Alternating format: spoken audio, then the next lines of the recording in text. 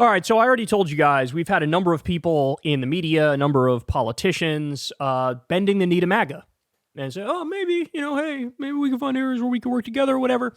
And look, this is the reaction to the winds changing. So the fact that Trump not only won the Electoral College this time, but he won the popular vote, the fact that he had already tried January 6th and the fake elector slate, and he had the 91 criminal charges and he won, it really gives, I think, most people this sense of, man, Teflon Don is real. And in the back of people's minds, whether or not they realize it, it's a lot of, well, if you can't beat him, join him, at least in some ways, right? So you see the pre-capitulation happening. You saw with Joe Scarborough and Mika Brzezinski, Bill Maher. Now you're seeing it with Democratic congresspeople. So here's a great example of it. CNN, we have a Democrat, Jared Moskowitz, is going to join the Doge caucus in the House, the Department of Government Efficiency. Now understand, Doge is a fraud. This is not an official government agency. It is an advisory board that Trump put together, basically the political equivalent of giving Vivek Ramaswamy and Elon Musk like little children's blocks to play with in the corner, right? And these guys are taking it seriously. They're taking it more seriously than even Trump does. My guess is they're going to give the advice to Trump, and Trump's going to be like, thank you, rip it up and throw it in the garbage, right? That's what's going to happen. I hope. But they're taking it seriously. So let's watch, and I'll break it down for you. President Trump's so-called Department of Government Efficiency, DOGE, or DOGE, is getting more bipartisan support. Florida Congressman Jared Moskowitz is the first Democrat to join the House caucus that Republicans are organizing to support DOGE. Congressman Moskowitz joins us now. Thanks for joining us, Congressman. So Trump has selected Elon Musk and Vivek Ramaswamy to run this new group, which will ultimately make recommendations for how to cut government spending. So why are you getting on board to support this? Sure. Well, look, that's the committee that Elon and Vivek are running. This is the caucus within Congress. Most caucuses in Congress are bipartisan, and most caucuses don't take caucus positions. They don't have official things to do, but members gather and have conversations. And so, look, I think it's the time for staying in safe spaces is over. We should be able to go in spaces and have that conversation. Have what conversation?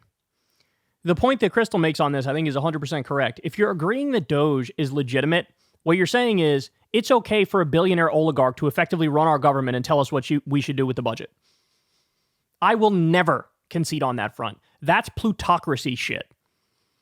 And by the way, as I pointed out the other day, we learned a new word recently. It's called kakistocracy. It's basically government run by the worst among us.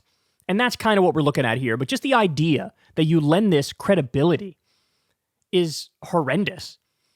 Like, why would you say a billionaire oligarch kleptocrat asshole, an immigrant billionaire who's been taking billions of dollars in U.S. subsidies, right, from U.S. taxpayers paying him, why would you treat this guy seriously? Why would you let him say, oh, here's what I recommend with the budget? Who gives a fuck what you recommend with the budget? Who are you? Nobody elected you. God, there's such... stop bending the knee. Stop bending the knee to MAGA. Jesus Christ. Working on for years, trying to get FEMA out of the Department of Homeland Security. I think the Department of Homeland Security was a great idea. I think it's still necessary. But I think over the last 20 years, it's become too big. And so I think FEMA needs to be a direct report to the White House like it was when it was originally created. I think there's evidence that Secret Service probably should come out of DHS and also be a direct report to the White House. So that's where these conversations are going to have. And so I'm willing to go there and have it. I'm sure there's going to be things that Elon and Vivek are going to come up with that I'm vehemently going to disagree on, and I will make sure that I'm a loud voice voting against that stuff. But we got to go to where the conversations are happening. The idea that we're not going to go to these places and just pretend the conversations aren't happening is not a way to conduct business here. What makes you think that, if you think that Vivek Ramaswamy and Elon Musk might be good at this? I mean, obviously, Tesla and Musk's exploration of space are impressive, but when it came to trimming the fat out of Twitter, what he basically did is just open the door for Nazis and Hamas. So, it might be a leaner operation. He fired like 80% of Twitter staffers, and Twitter got objectively worse. Where I disagree with Jake Tapper. Yes, there's a lot of Nazis on there, and that shit is horrific. But he's trying to equate left-wingers who are anti-Israel and anti-Zionism, because Israel's committing a genocide right now. He's trying to equate them with Hamas supporters. I don't like that false equivalence. But his broader point stands of basically Elon Musk ran Twitter into the ground. Why would you take him seriously? Right? What's he going to do? Come in, fire 80% of the government and think everything's going to work better? It would be an absolute fucking nightmare. All right, here we go. But it also made Twitter kind of a cesspool. Yeah, and look, I've been a leader on that, sending letters to Elon about all the anti-Semitic comments, quite frankly, that I get towards me on Twitter. You sent a letter to Elon about the anti-Semitic comments you get to you on Twitter. Could you imagine being that online? Like, I need to send a letter to the CEO to tell him I disapprove of people being mean to me on social media. Motherfucker, stop reading the comments. It reminds me of, what was it, the Tyler Creator tweet from years ago? Like, bitch, how the fuck is cyberbullying real? Put the phone down. Stop reading. I'm sorry, but that's my philosophy, right? Hit the mute button, move on with your life. Like, what are we talking about here? I don't even read responses. I think other people really need to do that. So many people have lost their minds online. Imagine sending a letter to Elon Musk like, Twitter really is bad. Like, yeah, okay, it's bad. Right, it's bad. Agreed. Elon Musk he's not going to fix shit. He's not going to fix shit. Jesus Christ. All right, here we go. Everyone in Congress is of the position that government isn't perfect, right? So I'm looking for ways to improve government. I think the American people expect us to find ways to improve government. And in some places, that may be shrinking the size of government. By the way, that used to be a Republican concept. But lately, they want more government in bedrooms. And so I'm looking to have this overall conversation. It's why I joined the caucus, to go there and meet with my colleagues across the aisle. And Democrats shouldn't fear this conversation. I think there are ways to improve government, and I'm looking to do that. So here's what ultimately is going to happen with Doge, right? The overwhelming majority of the cuts, they're basically going to wipe out virtually all of the government spending that's not the Pentagon, Social Security, Medicare, Medicaid. They're going to say all of that's got to go, right? Like all the funding for the Department of Education and the FDA and the NLRB and the CFPB, we know Elon Musk is engaged in lawsuits to get rid of some of those agencies. So they're going to say literally none of that, get rid of all of that, which is fucking psychotic, by the way. The idea that we'll just get rid of the Department of Education, get rid of the entire regulatory state, which tries to reel big business in and make it so they're not fucking polluting our water and poisoning our air and selling us products that explode in our fucking hands. That's insane. So that's what they're going to say. Get rid of virtually the entire regulatory state, all those other agencies. Then they're also going to say, here, make steep cuts to Social Security, Medicare, and Medicaid. Steep. They're going to say that too, right? And then maybe they'll say cut some of the fat out at the Pentagon. And then they'll give this report to Trump. And if Trump has any political sense left in his body, he will say, thank you for your report. Rip it up, throw it out.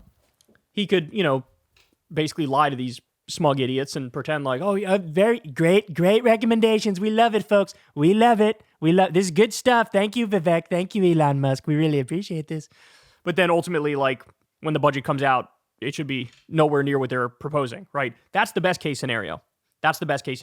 Ultimately, what'll happen is Trump will not cut the military budget. He increased it every single time last time he was in office. That trend will continue, right? Under the guise of, we need to be the strongest military in the world. You've heard the whole thing. Like, when I came in, the military barely existed and I built it up from scratch. You've heard that nonsense. So he's going to keep increasing the military spending. And my guess is he will have some cuts to Social Security, Medicare, Medicaid, as he did with his budgets the last time. Thankfully, no cuts got through, but the proposed budgets the Republicans had all wanted to do that. They will have some cuts to Social Security, Medicare, Medicaid. And my guess is there will be an attempt at steep cuts in FDA, NLRB, CFPB, all of them, Department of Education, et cetera.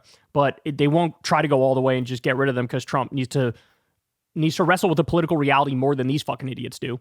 But ultimately, the whole point of what will happen with Doge is we don't believe in the government.